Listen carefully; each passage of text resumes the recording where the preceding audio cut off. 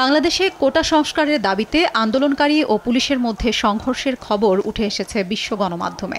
গত কদিন ধরে চলা এ আন্দোলনের এক পর্যায়ে সহিংস পরিস্থিতি তৈরি হওয়ায় বিশ্বের বিভিন্ন দেশের প্রভাবশালী সব গণমাধ্যম গুরুত্বের সঙ্গে এ বিষয়ে খবর পরিবেশন করছে। বুধবার কাতার ভিত্তিক সংবাদ মাধ্যম আল জাজিরায় বাংলাদেশে চাকরি কোটা নিয়ে বিক্ষোভে টিয়ার গ্যাস ছুঁড়েছে পুলিশ শিরোনামে একটি প্রতিবেদন প্রকাশিত হয়। এতে বলা হয়, ঢাকায় চাকরির কোটা নিয়ে আন্দোলনরত শিক্ষার্থীদের ছত্রভঙ্গ করতে পুলিশ টিয়ার গ্যাস ও রাবার বুলেট ছুঁড়েছে। ব্রিটিশ সংবাদ মাধ্যম বিবিসি বুধবার বাংলাদেশের হাজার হাজার বিশ্ববিদ্যালয়ের শিক্ষার্থী সরকারি চাকরিতে কোটা ব্যবস্থার বিরুদ্ধে বিক্ষোভ করেছেন বলে খবর প্রকাশিত হয়।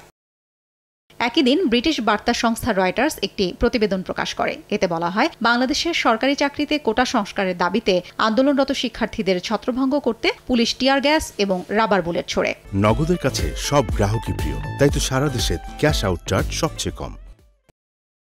এছাড়াও মধ্যপ্রাচ্য ভিত্তিক সংবাদ মাধ্যম খালিজ টাইমস কোটা বিরোধী বিক্ষোভের সহিংসতা হত্যার তদন্তের নির্দেশ সরকারের শিরোনামে একটি প্রতিবেদন প্রকাশ করেছে। এতেও আন্দোলনরত শিক্ষার্থীদের ছত্রভঙ্গ করতে পুলিশের টিয়ার গ্যাস এবং রাবার বুলেট ছোড়ার কথা বলা হয়।